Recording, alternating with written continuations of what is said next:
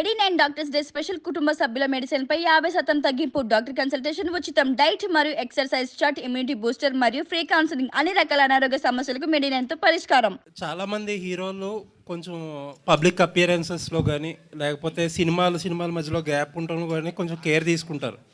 కొంచెం ఎక్కువగా కనపడకూడదనో లేకపోతే అలా కొన్ని క్యాలిక్యులేషన్స్ ఉంటాయి. మీరు ఇందాక మీ స్పీచ్లో చెప్తున్నట్టు 3 సినిమాలు ఈ సంవత్సరం ఆల్రెడీ. ఇప్పుడు నెక్స్ట్ మళ్ళీ 3 సినిమాలు 4 సినిమాలు రెడీగా ఉన్నాయి సెట్స్కి వెళ్ళడానికి అయ్యింది. అండ్ ఈవెంట్స్ విషయాన్ని చూస్తే ఆల్మోస్ట్ వీక్లీ 1-2 ఈవెంట్లకు వస్తూ ఉంటారు. ఏది కరెక్ట్ స్ట్రాటజీ? అంటే కొంతమంది ఏమో కాషియస్గా కనపడాలి, ఎక్కువ కనపడకూడదు మనం జనాల్లో, అది ఇది అంటారు. నాకు బిగినింగ్ నుండి ఈ లెక్కలు, ఇండస్ట్రీ లెక్కలు, మ్యాథ్స్ ఇవన్నీ రావు సార్. అండ్ ఆ లెక్కలు నేర్చుకోవాలని కూడా అనుకోవట్లేను. నేను చేసేది నేను కుదిరినంత వరకు సపోర్ట్ చేయడానికే చూస్తుంటా. అండ్ దానికి కూడా లెక్కలు వేసుకుంటే నాకు తెలిసి ఇట్స్ నాట్ బీయింగ్ రియల్ అనిపిస్తుంది. ఏమో అని లెక్కలు వేసుకోలే.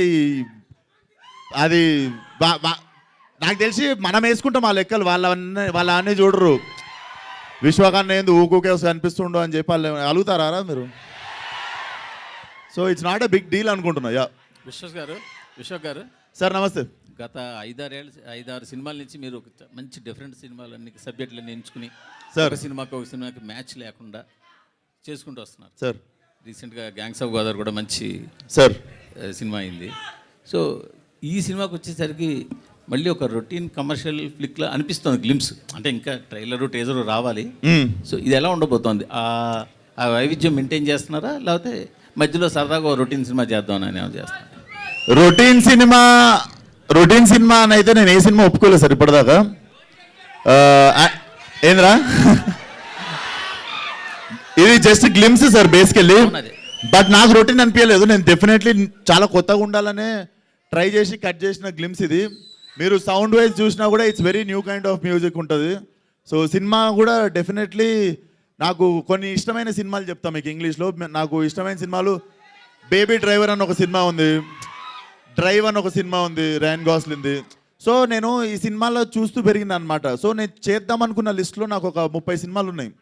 So definitely every film I do నన్ను అంటే నేను ఆడియన్గా నేను చూడాలి అనుకునే సినిమాలే చేసుకుంటూ వచ్చిన. So this is also one of that film. మీరు గామె చూసినా, గ్యాంగ్స్ ఆఫ్ గోదావరి చూసినా కూడా ఆడియన్గా నేను చూద్దాం అనుకున్న సినిమా అది. సో ఇది కూడా డెఫినెట్లీ మీకు ఆ రొటీన్ ఫీలింగ్ రాదు టీజర్ ట్రైలర్ సినిమాకి వచ్చేటప్పటికి.